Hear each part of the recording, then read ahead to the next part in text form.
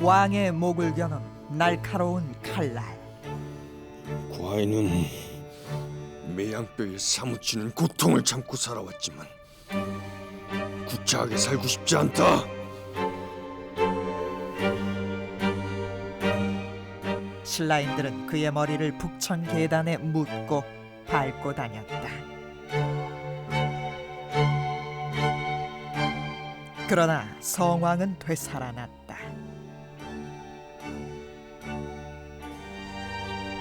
바다 건너 일본에서 성왕은 세상을 구원하는 비불로 되살아났다.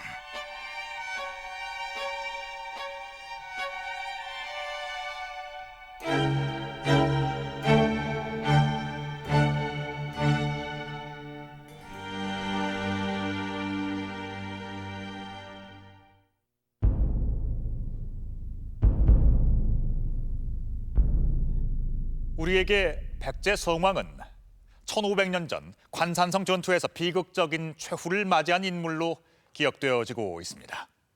그런데 역사 저편으로 사라진 줄로만 알았던 성왕의 자취가 우리나라가 아닌 바다 건너 일본에 더욱 생생하게 남아있다는 사실 알고 계셨습니까? 1998년 동계올림픽이 열렸던 나가노. 그 중심에 선광사라는 절이 있다. 이른 아침부터 선광사는 일본 전역에서 찾아오는 참배객들의 행렬로 들썩였다. 일본인들에게 선광사는 살아생전 꼭 한 번은 참배해야 하는 곳으로 통한다. 日本ではですね、伊勢神宮と善光寺は一生に一度お参りするっていうあれは昔からずっとありましてね。で定年を迎えまして、昔からの友達なんですけども、田中さんに今善光寺案内していただいて。お参りするとなんかご利益あるんでしょうか。まあ極楽に行けるっていうことが。 선광사 본당에 1400년 된 일본 최초 불상이 모셔져 있다.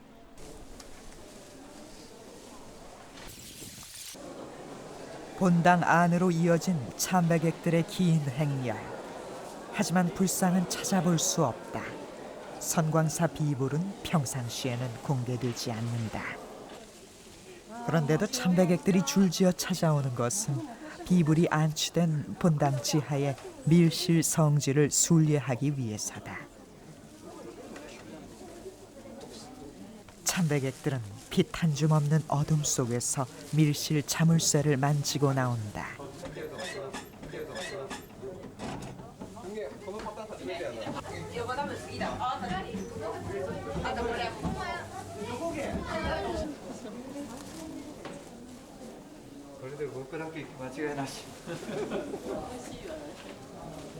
비불이란 본래 일반인들에게 공개되지 않는 불상이다. これはただいま秘仏になっておりまして、私ども善光寺の僧侶も絶対に見ることができない、それほど大切な仏様なんですが、ただし7年に一度ご開帳と申しまして、皆様に拝んでいただいております。 비불이 가장 최근에 공개된 지난 2003년. 이 순간을 보기 위해 700만 명이 모여들었다. 굳게 닫혔던 나무함이 열리면서 그 모습을 드러낸 선광사 비불은 아미타열의 삼존불.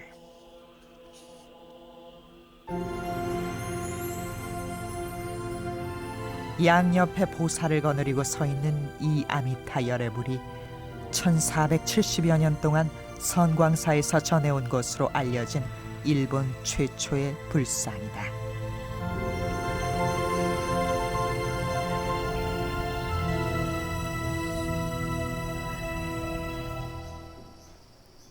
선광사는 대대로 천황의 친족이 주지를 맡는 것이 전통이다.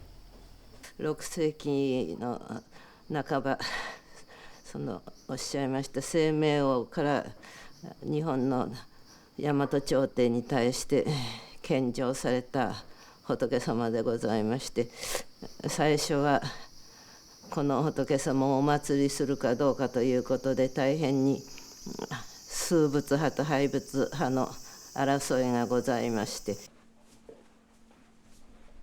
그들은 취재진을 선광사의 한 방으로 안내했다.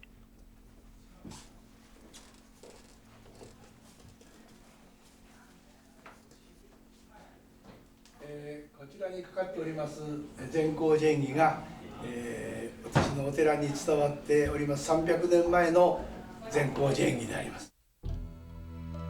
300년 전 에도 시대에 그린 불화. 불화에는 일본 최초의 불상인 아미타열의 삼존부를 선광사에 모시게 된 내력이 그려져 있다. インドの国の学会長者が生まれ変わって百済の清明王に生まれ変わられた。 환생설로 시작하는 선광사 열애 연기 불화에는 왕관을 쓴 백제 성왕의 모습이 있다. 성왕이 인도에서 불교를 받아들인 뒤 아미타열의 삼존부를 일본에 전파하는 과정을 한 편의 영상 기록처럼 상세하게 그려놓은 것이다.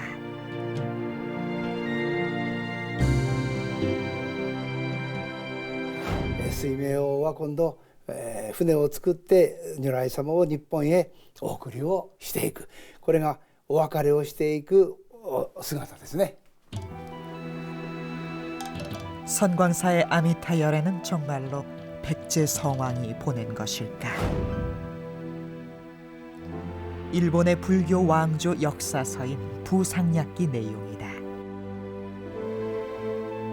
백제 성왕이 일본의 아미타열애보를 보냈고 선광사에 모셨다고 나와 있다.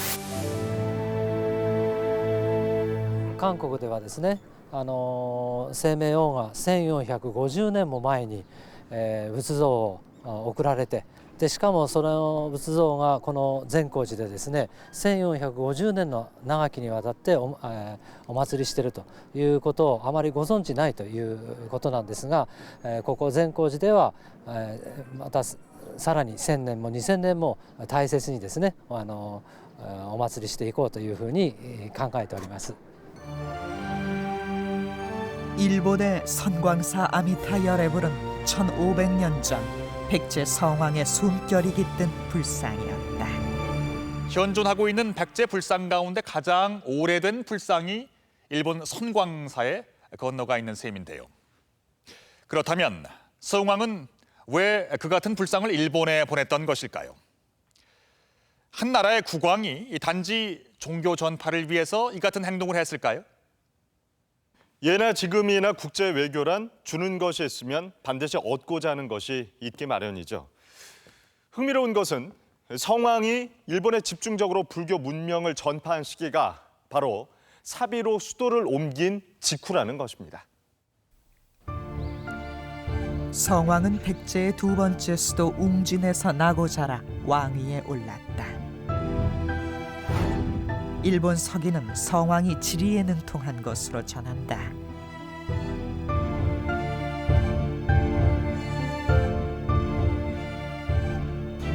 백제 첫 수도 한성은 457년 고구려 장수왕 군대의 공격으로 함락됐다. 계로왕은 고구려의 칼날에 목숨을 잃었다. 한강 유역을 고구려에 빼앗긴 채 쫓기듯 천도한 곳이 웅진이다. 연이어 암살로 얼룩진 왕들의 죽음.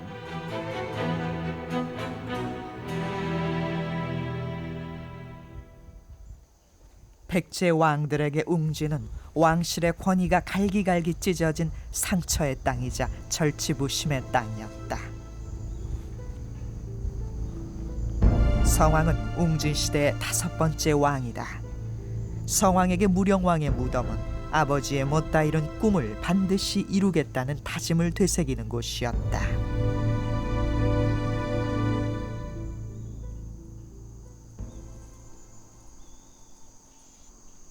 성왕이 아버지 무령왕의 무덤 앞에서 되새겼던 백제의 꿈. 그래서 더욱 비장할 수밖에 없었던 그 꿈은 무령왕이 중국 양나라에 국서를 보내 당당하게 선언했던 10글자에 잘 드러나 있습니다. 누파 구려 백제 갱위 강국.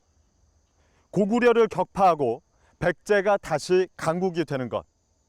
그것이 바로 아버지 무령왕이 일생 동안 가슴에 품고 살았던 꿈이자 성왕에게 남긴 유산이었습니다.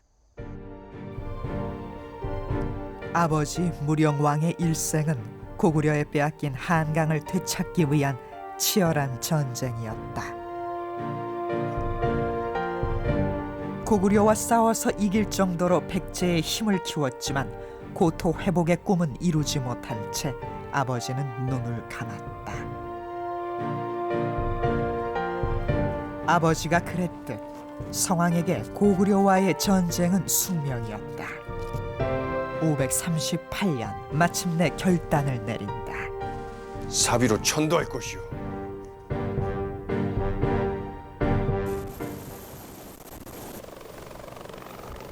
왜 사비였을까? 사비와 웅지는 어떤 차이가 있는 걸까? 보시는 바와 마찬가지로 공주라고 하는 곳은 북쪽으로 강이 흘러가고 있고, 그리고 산들이 에워싸고 있는 협소한 공간에 백제 수도가 자리 잡고 있다는 인상을 받을 수가 있는 것입니다. 이곳은 이제 굉장히 협소한 공간이 되는 것이고, 물론 이제 산과 강으로 에워싸 있기 때문에 방어하기는 유리합니다. 산과 강으로 둘러싸인 공주는 방어하기 좋은 전형적인 수비형 도시다. 그러나 택리지에 공주는 한나라의 수도로 삼기에 작고 협소한 지역으로 나와 있다. 반면 사비는 탁 트인 평야지대다. 공주와는 달리 이제 부여는 상당히 넓다, 광활하다는 느낌을 이제 주고 있습니다. 이것은 이제 이 부여라고 하는 지역이 대외적으로 팽창하기에는 유리한 그런 이제 공간적 이점을 지니고 있다는 것을 말해주고 있습니다. 사비는 사방으로 뻗어나가는데 유리한 공격형 도시다. 사비를 끼고 흐르는 백마강은 사비 천도의 목적을 단적으로 대변한다. 택리지를 보면 조선시대까지만 해도 백마강이 서해 바닷길까지 이어져 있었다는 것을 알 수 있다.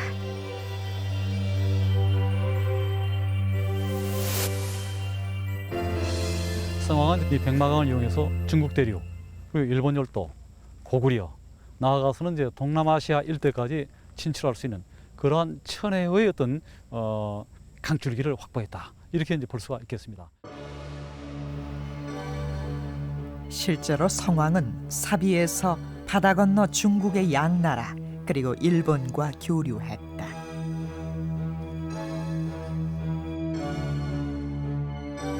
성왕이 사비로 천도한 목표는 분명했다. 사비성 한가운데 있었던 정림사탑이 바라보는 방향은 정확히 북쪽이다. 성왕이 건설한 사비성은 바둑판식으로 설계된 북진형 계획 도시였다.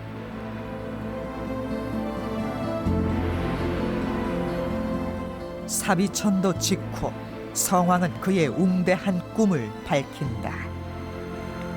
국호를 남부여로 바꾸겠소. 나라 이름을 남부여로 바꾼 것이다. 백제와 고구려 두 나라는 모두 부여에서 기원을 갖고 있습니다. 두 나라 모두 동명의 권위를 정통적으로 계승한 적자라고 생각을 하고 있는데 475년에 고구려 불시 공격으로 백제 왕도 한성을 빼앗겼습니다. 백제로서는 큰 자존심의 손상을 가져온 것이었고 정통성의 훼손을 가져오는 일이었습니다.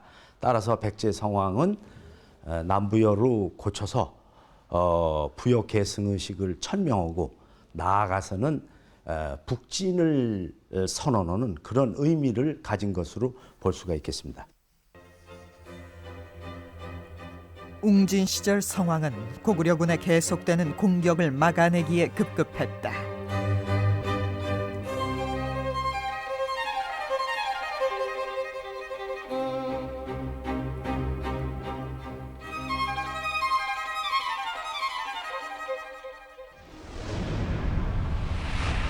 그러나 사비로 수도를 옮긴 뒤 전투 양상은 완전히 달라진다.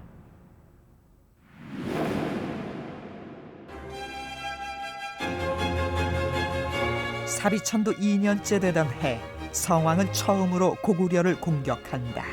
사비천도를 하고 540년 바로 직후에 우산성에서 전투가 벌어지는데, 이 전투는 백제 성왕이 주도를 해서 고구려를 공격을 한 사건입니다. 그동안의 고구려에 대해서 수세적이었던 것이 공세적으로 전환한 것을 의미하는 것입니다. 이것은 사비천도의 목적 중에 하나가 잃어버린 백제의 서울 한성을 차지한다는 그런 의도가 있었은 만큼 이 천도가 이루어졌기 때문에 그것을 실천하기 위한 첫걸음이고, 고구려에 대한 첫 반격.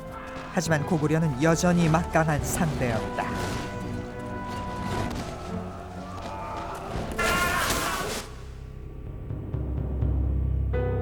악몽과도 같았던 우산성 전투의 참패. 성왕은 이때부터 고구려의 빼앗긴 한강을 되찾기 위한 새로운 전략 수립에 들어간다.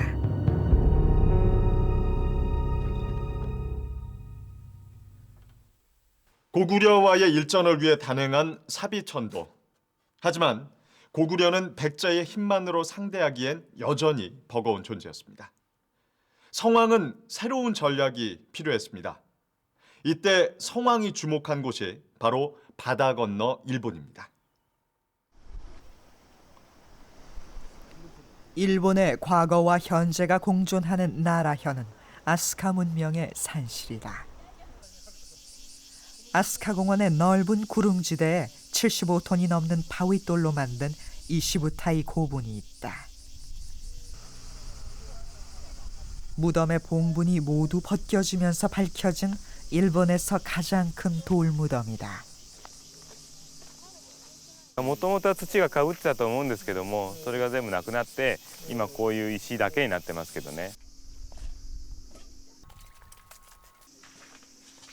그런데 관이 안장된 무덤방을 보면 전형적인 백제 양식인 굴식 돌방이다. 일본 학계에선 이 거대한 무덤의 주인을 6세기 사실상 일본을 지배한 소가노 우마코라는 귀족으로 보고 있다. この場所は6世紀後半の日本の政治の中心地である飛鳥を眼下に見下ろす場所ですね。でこの飛鳥の周りには当時の倭の王族の宮廷であるとか、それからお墓であるとか、そういうものが周りにあるわけです。だからそれを眼下に見下ろすこの場所に馬子の墓が作られたということは、もうこの場所を見ただけでその当時の蘇我氏が持っていた絶大な権力というものが分かります。 그렇다면 일본의 최고 실력자였던 소가노는 무슨 이유로 백제 무덤에 묻힌 걸까? 蘇我氏は百済の牧師が日本のですね蘇我というところに定着して、そして日本の当時の政権の中で財政力をはじめいろいろ力を発揮しながらですね活躍をしていった、こういうふうに理解できるわけです。 소가노 우마코가 일본의 막강한 실력자로 성장할 수 있었던 배경에는 성왕의 지원이 있었다. 성왕이 일본에 처음으로 불상을 보냈을 때 외조정은 불교 수용 문제를 둘러싼 설전이 벌어졌다. 반대파의 거센 항의에도 불구하고 일본 천황은 소가노의 주장대로 불상을 받아들인다. 소가노 우마코는 자신의 집에 성왕이 보낸 아미타 열애부를 모시고 절로 삼았다.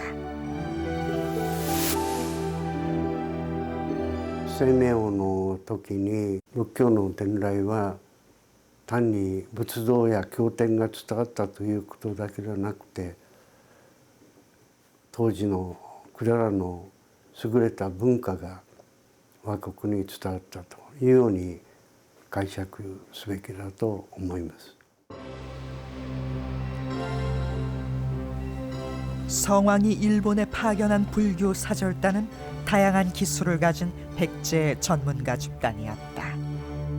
오경 박사와 역 박사 등을 일본에 보내 일정한 주기로 교대시켰는데 성왕의 사절단이 머문 곳이 소가노의 저택이다. 蘇我氏は百済との関係によって、朝鮮の高度な文明を日本に取り入れることができた。それによって、日本の政権の中での絶大な権力を手に入れることができたわけです。 실제로 소가노의 권력은 일본 천황을 위협하고 있었다. 어느 날 스슌 천황은 산돼지처럼 소가노의 목을 자르고 싶다는 말을 했다. 그 말을 한 직후 스슌 천황은 자객에게 암살됐다. 스슌 천황을 제거한 소가노는 일본 최초의 여제인 스이코 천황을 옹립한다. 蘇我氏が百済との関係をより強固につなげたことによって、蘇我氏自身も日本の中での絶大な権力を握ってきますし、日本の政権そのものもより新百済的なですね政権に姿を変えていったということができると思います。 소가노를 통해 수립한 외의 친백제 정권. 그것은 20여 년에 걸친 성왕의 외교 전략이 맺은 결실이었다. 일본의 소가시라고 하는 친백제 정권이 들어서면서 일본은 백제주로 군사원조를 해주고 백제는 일본의 선진 문물을 전해줬는데 그 당시의 국제관계에서 보면은 일본과 신라 고구려는 6세기 전반에 왕복 2회씩밖에는 교류가 없었어요. 거기 비해서 백제와 일본과의 교류는 왕복 39회가 있었어요. 39회가 있었는데 그중에서 확실히 확인되는 것만 갖고 얘기하면은 백제는 일본에다가 10회에 걸쳐서 선진 문물을 전해줬고 일본은 백제에다가 10회에 걸쳐서 군사원조를 해줬어요. 성왕은 외를 군사 원조기지로 만든 것이다. 일본 열도의 친백제 정권 수립. 이것은 외의 군사를 백제의 용병으로 삼기 위한 성왕의 치밀한 외교 전략이었습니다. 또한 성왕은 고구려에게 빼앗긴 한성을 탈환하기 위해 가야와 신라까지 백제 연합군으로 만들어서 북진의 깃발 아래 집결시킵니다. 551년 백제는 혼자가 아니다.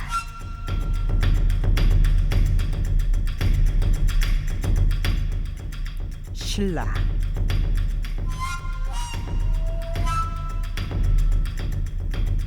가야,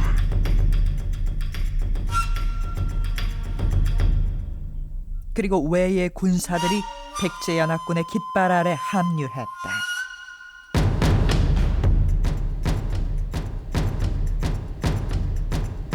성왕은 직접 4개국 연합군을 이끌고 한강으로 향했다.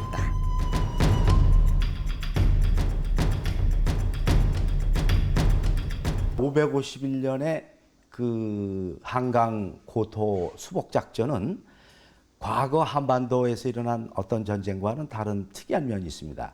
이 전쟁은 백제 성왕이 오랫동안 용의주도하게 고구려를 공격하기 위해서 준비해 왔다는 점입니다.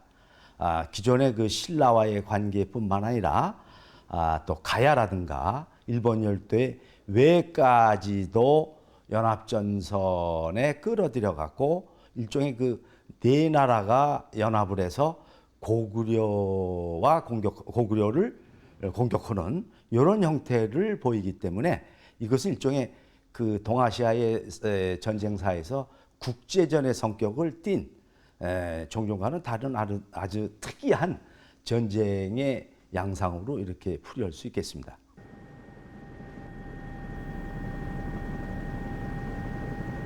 격전이 벌어진 곳은 풍납토성 일대의 한강 유역.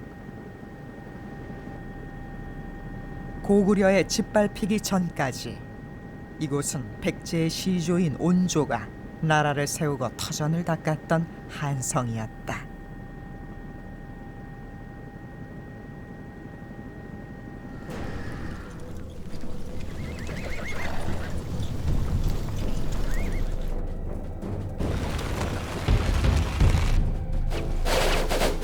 성왕이 지휘하는 백제 연합군의 선제 공격으로 전투는 시작됐다. 치밀하게 준비한 성왕의 연합군 앞에 고구려군은 맥없이 무너져 갔다.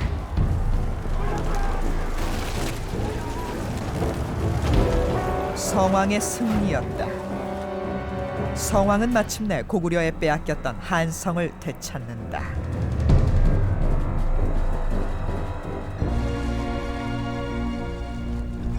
계로왕 때 한강을 빼앗기고 76년이 흘렀다.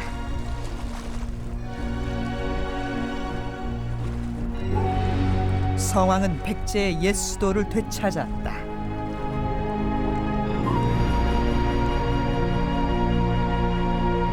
앞선 임금들이 이룩하지 못한 고토, 더구나 백제의 수도가 있었던 한강 유역을 성왕이 자신의 힘으로 언제 회복하게 됐다는 것은 놀랄만한 일이고 누구도 감히 추종을 불허하는 대위협이 되는 것입니다.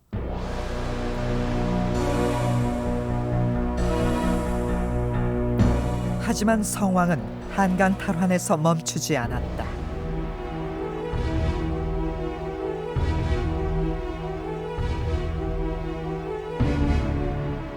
그 단서는 일본 서기에 나와 있다. 한강을 넘어 북진한 백제군이 고구려군을 격파한 기록이다. 日本書紀の記述であって、この高句麗攻撃の記述は生命王の時代であることは確かです。 놀랍게도 성왕이 북진해 고구려를 격파한 곳은 평양이었다.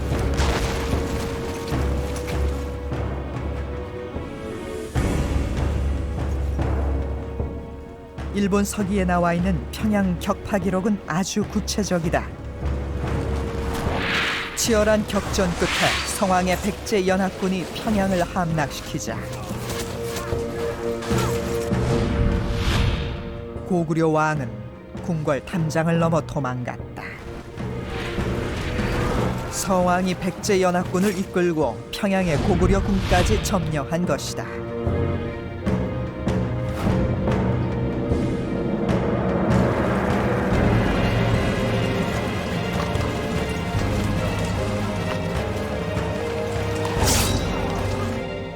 삼국사기 거칠부전에도 분명히 백제군이 평양을 격파한 것으로 나와 있다.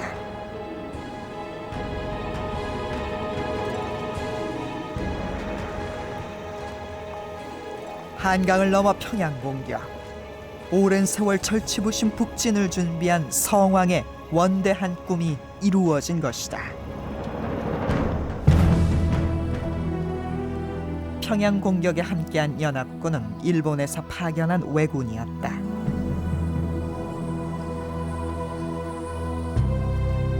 성왕이 사비천도 후 일본에 아미타열애부를 보내며 불교 문명 전파에 쏟은 노력은 이 순간을 위한 것이었다.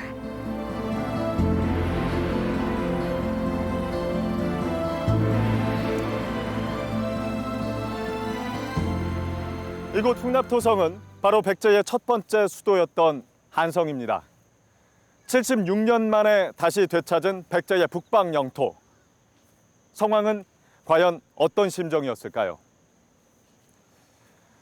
하지만 벅찬 기쁨도 잠시. 백제는 2년 만에 다시 한강 유역을 빼앗깁니다. 실로 짧았던 단꿈. 그런데 성왕의 꿈을 깨버린 것은 고구려가 아니었습니다.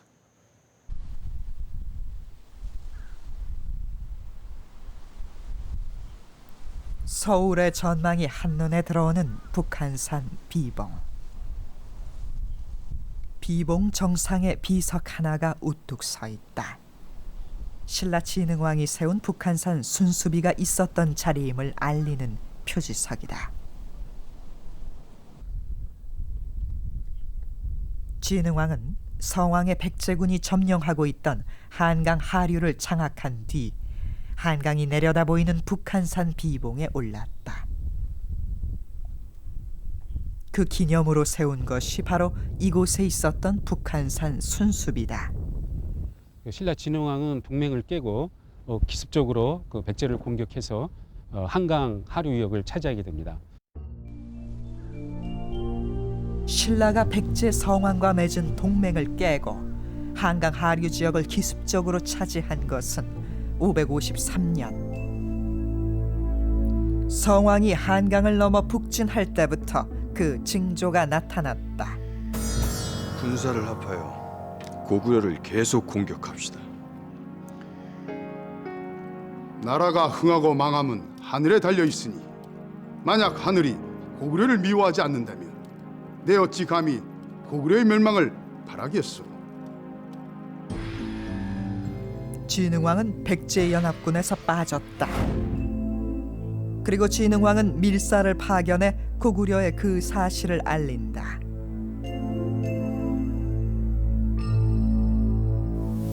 두 나라 모두 백제가 더 이상 팽창하는 것을 원치 않았다. 성왕의 백제군이 점령한 한강 하류는 누가 차지하느냐에 따라 한반도의 판도를 가르는 전략적 요지였다.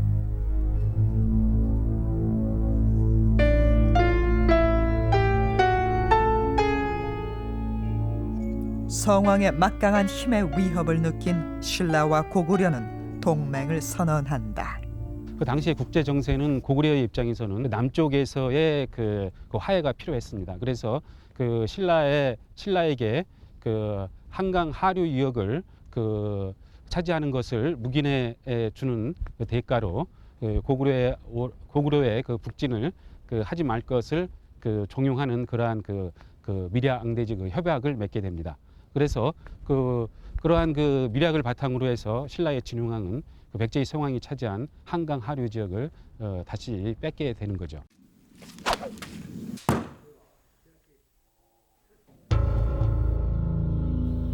참기 힘든 치욕이었다. 그러나 성왕은 분노를 다스리며 백제의 오랜 꿈을 물거품으로 만든 신라와의 일전을 준비한다.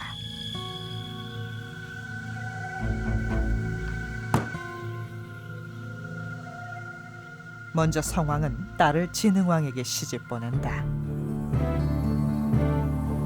그것은 폭풍 직전의 고요와도 같았다. 그런 다음 외에 국서를 보낸다. 군사 파견을 요청하는 국서였다.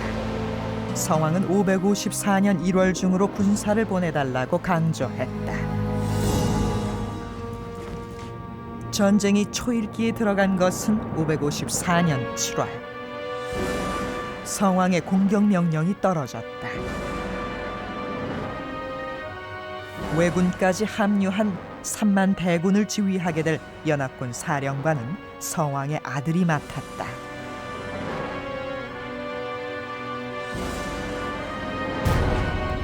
그런데 백제 연합군이 출격한 곳은 한강이 아닌 관산성이다. 왜 관산성을 선택한 걸까? 관산성이 자리한 옥천은 지금도 교통의 요지다. 당시 관산성은 경주로 가는 관문이었다. 성왕의 최종 공격 목표가 신라의 심장이었다는 뜻이다. 백제 성왕이 관산성에서 전투를 벌였다는 것은 기존의 신라와의 싸움에서 보여준 국지전이 아니라 이것은 나아가서 신라 왕도인 금성을 공격을 해서 신라 국가를 멸하려는 그런 의도를 가진 국가 간의 대규모 전쟁이라고 볼 수가 있겠습니다.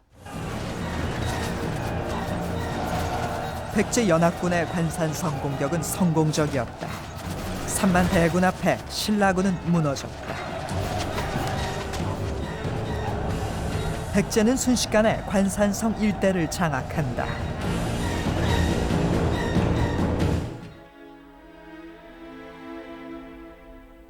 그런데 그로부터 얼마 뒤 전선이 소강 상태로 접어들었다는 소식이 들려왔다.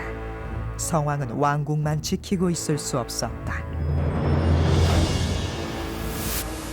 그 무렵 신라의 전군에 출동 명령이 내려졌다. 성왕이 직접 출동한다는 첩보를 입수한 신라가 나라 안의 모든 군사를 동원한 것이다. 신라의 첩자에게 성왕의 움직임은 노출되어 있었다.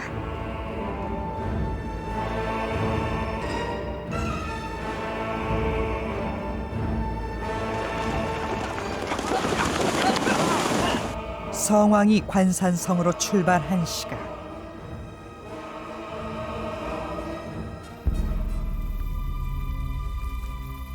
신라 군도 관산성 길목으로 모여들었다.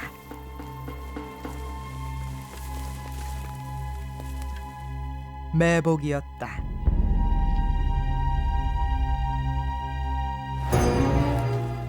일본 서기가 전하는 백제 성왕의 최후는 이렇게 다가왔다. 삼가 백제왕의 목을 베기를 청합니다.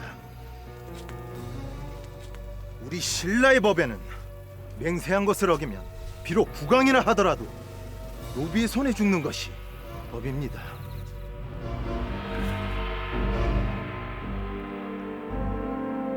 손에 잡힐 것 같았던 고토 회복의 꿈은 한때 동맹국이었던 신라의 칼날에 신기루처럼 사라져버렸다.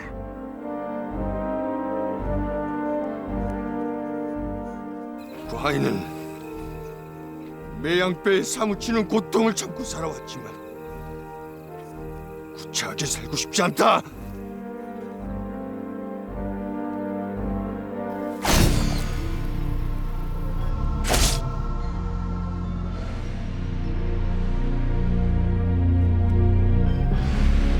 일본 서기는 신라인들이 성왕의 머리를 북청 계단에 묻고 밟고 다녔다고 전한다.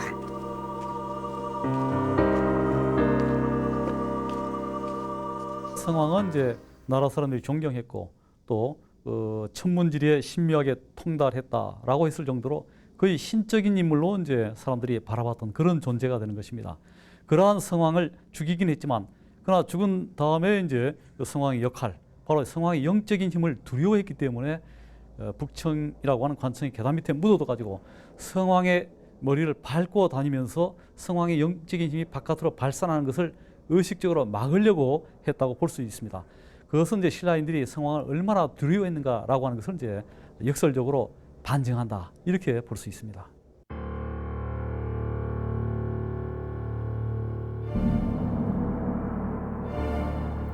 백제는 성왕의 남은 유고를 수습해 능산리 고분에 모셨다.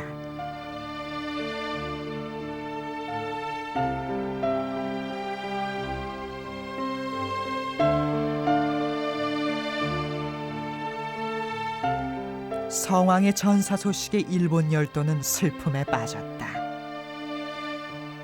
일본 천황은 백제의 지원군을 파견했다. 소가노 우마코는 조시를 지어 성왕의 죽음 앞에 바쳤다.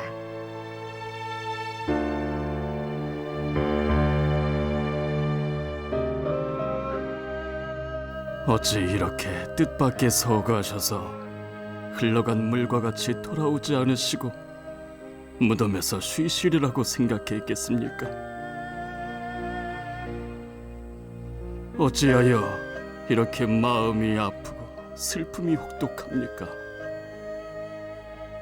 그 누가 슬퍼하지 않고 애도하지 않을 수 있겠습니까? 그 누군들 마음이 찢어지지 않겠습니까?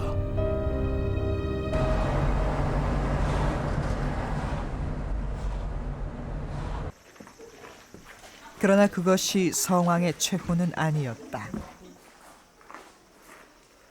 특별한 비부를 모시고 있는 법융사 몽전. 1년에 단 2차례만 개방되는 성역이다. 관광객들이 몽전의 창살 문으로 기웃거리지만 불상은 보이지 않는다. 다른 불상과 달리 비부를 모신 몽전의 거대한 불상함은 굳게 잠겨져 있다.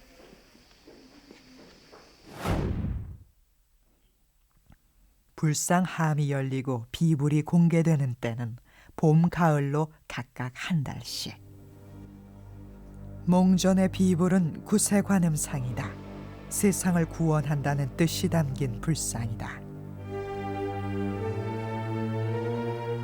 농나무를 깎아서 조각한 뒤 금박을 입혀 만든 구세관음상의 키는 178.8cm. 사람의 신체와 같은 크기로 만든 등신상이다.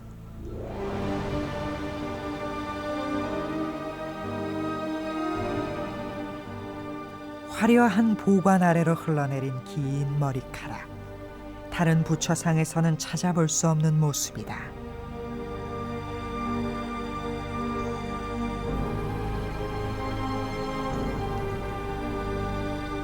이상하게 구세관음상은 부처가 아닌 사람의 모습에 가깝다.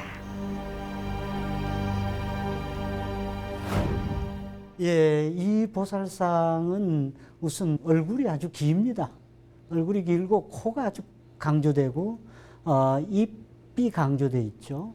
그리고 요 코수염이 위에 수염이 있는데 이런 특징은 사람에 매우 가까운 사람의 모습을 많이 표출해내고 있다고 말할 수 있습니다. 게다가 구세관음상이 쓰고 있는 화려한 보관은 왕관을 연상케 한다. 다른 보살상하고 비교해서 이 보관은 대단히 크고 화려하고 정교합니다. 거기에 옥을 하나하나 붙여서 그리고 이게 지금 사람이 걸으면 이 보관이 흔들려서 옥이 이렇게 흔들릴 정도로 그런 투각문으로 이런 보관을 했는데 이 보관의 크기라든지 화려 섬세함을 놓고 볼 때는 다른 불보살하고는 판이하게 다른 그런 보관을 갖고 있고 이 보관은 사실 거의 왕관에 가까운 그러한 보관이라고 봐도 거의 틀림이 없습니다. 법융사의 600년 된 기록인 성애초. 놀랍게도 구세관음상은 백제 위덕왕이 성왕을 그리며 만든 불상이었다.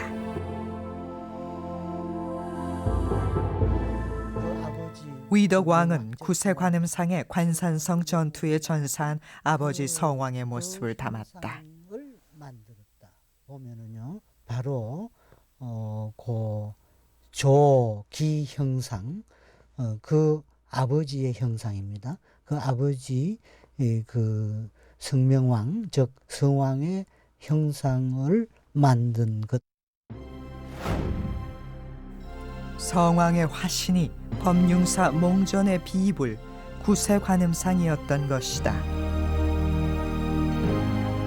결과적으로 이 상은 성왕과 구세관음이 오버랩되어 있는 것이고, 그리고 그것은 결국 그 성왕의 얼굴 모습이 투영되어 있다고 말할 수 있는 거죠. 그렇다면 성왕은 우리 고대사 인물 가운데 상상이 아닌 고증을 통해 그 모습을 확인할 수 있는 유일한 왕이다.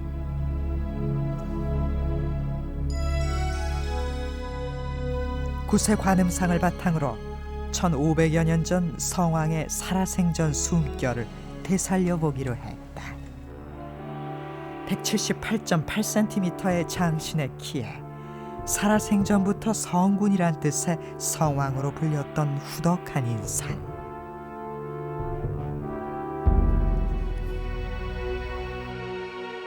백제왕으로 세상을 구원하는 구세관음상으로 1500여 년의 시간을 이어온 존재.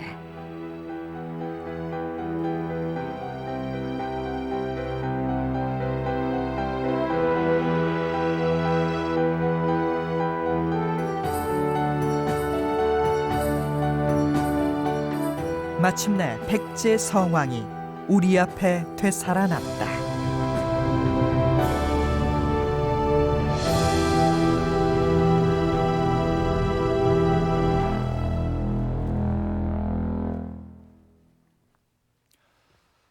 자, 어떻습니까? 1500년 전 백제의 숨결이 느껴지십니까? 그동안 많은 고대사의 인물을 만나보았지만 이처럼 살아생전의 모습 그대로 되살려낼 수 있는 고대의 인물은 백제 성왕이 유일합니다. 백제사의 상처와 굴욕을 극복하고 잃어버린 백제의 옛 영광을 되찾기 위해 성왕은 바다 건너 외를 상대로 치밀한 문명 외교를 펼쳤습니다. 이러한 성왕의 일생은 한 사람의 꿈이 결코 죽음으로 끝나지 않는다는 것을 보여주고 있습니다. 반드시 이루고자 하는 꿈이 있었기에 성왕은 죽어서도 바다 건너 일본에서 세상을 구원하는 비불로 되살아날 수 있었던 것이 아닐까요?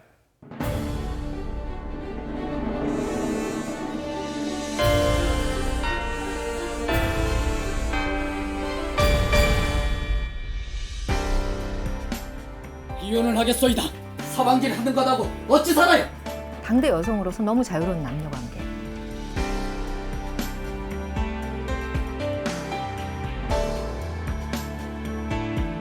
여기가 이제 나 가족이라고 쓰시지 않습니까? 그래서 여기 할머니시고.